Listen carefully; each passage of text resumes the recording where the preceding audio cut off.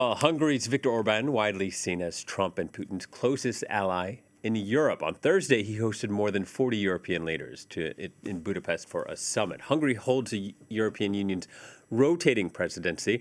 Now, top EU officials have often accused Orbán of allowing democratic backsliding in his own country, while taking a Russia-friendly stance that has blocked military and financial aid to Ukraine. At Thursday's summit, Orbán said the U.S. under Trump will quit the war in Ukraine and that Europe cannot afford to finance it alone. Take a listen. Az amerikai választásokkal lezárult egy fejezet. The American elections closed a chapter. The world will change. It will change faster than we think. Gyorsabban fog megváltozni, mint mi azt gondoljuk. There are big, huge questions on the table. War or peace, migration or protection, splitting into blocks or connectivity, subordination or European sovereignty. Alárendelődés vagy európai szuverenitás. For more, I'm joined by our international affairs editor, Philip Turle. Hello to you, Philip. How have Europeans been reacting to Trump's election? Okay, well, thumbs up, I think, from Viktor Orbán, certainly welcoming Donald Trump's victory. Thumbs up to a lesser extent from Giorgia Meloni, the Italian Prime Minister, and from Robert Fico, the Prime Minister of Slovakia. And I think thumbs down or worry on the part of many of the European Union leaders, notably France's Emmanuel Macron, who's been coming out and saying that Europe has got to stand up for itself. I think the great worry here is that the United States may now start imposing sanctions on or tariffs on European goods going to the US. And as far as France is concerned, that will mean three main things: spirits, wines, and aircraft components from Airbus Industries in Toulouse. If they have 20 to 30% tariffs imposed on those going into the United States, that's seriously going to undermine business in France. For as far as the Germans are concerned, that's looking not so good for the car industry because many German vehicles are exported to the US.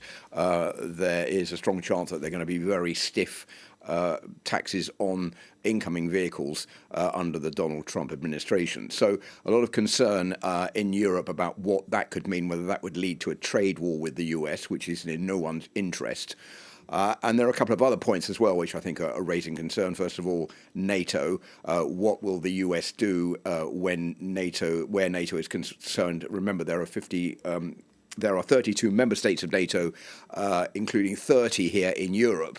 And what will the US do? Will they continue funding NATO? Will they pull out? And remember that Donald Trump even said if NATO members don't pay up their dues, then Russia will be free to invade them. So I think concern also about what the US will do there. And one other point which is important to bring up is that Mario Draghi, the former central bank chief of the European Union, has written a 400-page report saying that Europe has got to make radical reforms. It's got to ramp up investment and catch up with the United States. If not, there's going to be a widening gap with the US in terms of economic output, innovation, and even more than that. So that is going to be the main discussion point, I think, today at this summit in Bucharest. Yeah, when we look at the war in Ukraine, what about the future of U.S. support and EU support? Or should I say Budapest, which is, of course, the capital of Hungary. Well, that's another point. Where does all of this lead to in the war in Ukraine? And will the US keep funding the war in Ukraine? If you look at the figures, there is a lot of worry in Europe that if the US pulls the plug on funding, that's seriously going to affect the war in Ukraine. That's why Vladimir Putin would welcome or is welcoming the victory of Donald Trump in the polls. The US has contributed $92.7 billion. The European Union, $48 billion. That's half of that. Germany, $16.5 billion, the UK, $15 billion, and France, $5 billion. So there's going to be a big hole to fill if, for example, the US stops funding the war in Ukraine. Volodymyr Zelensky's been in Budapest to try to stir up support for him and the war from the European Union. I think Europe, certainly France, certainly the United Kingdom, and certainly the French and the Germans, rather, are keen to continue funding Ukraine, but will they be able to fill the hole if the US pulls out? That is a very big question and also a worrying one for the Ukrainians right now. All this at a time when Germany's coalition government has collapsed after the chancellor fired his finance minister over questions of confidence. This tricky timing moving. This is really the worst case scenario for Germany, this happening right now, William. I mean, they don't want to be seen as the weak country in Europe. What is happening is that the Chancellor Olaf Scholz is saying, OK, I can push through everyday business.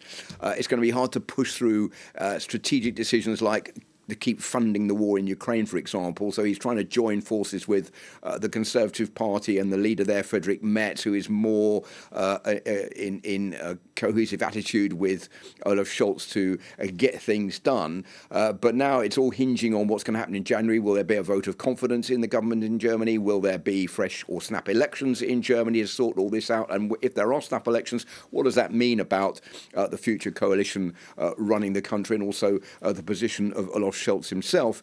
Friedrich Merz, the Conservative Party leader, has made no bones about the fact that he also would like to be Chancellor. So a lot to be playing for there.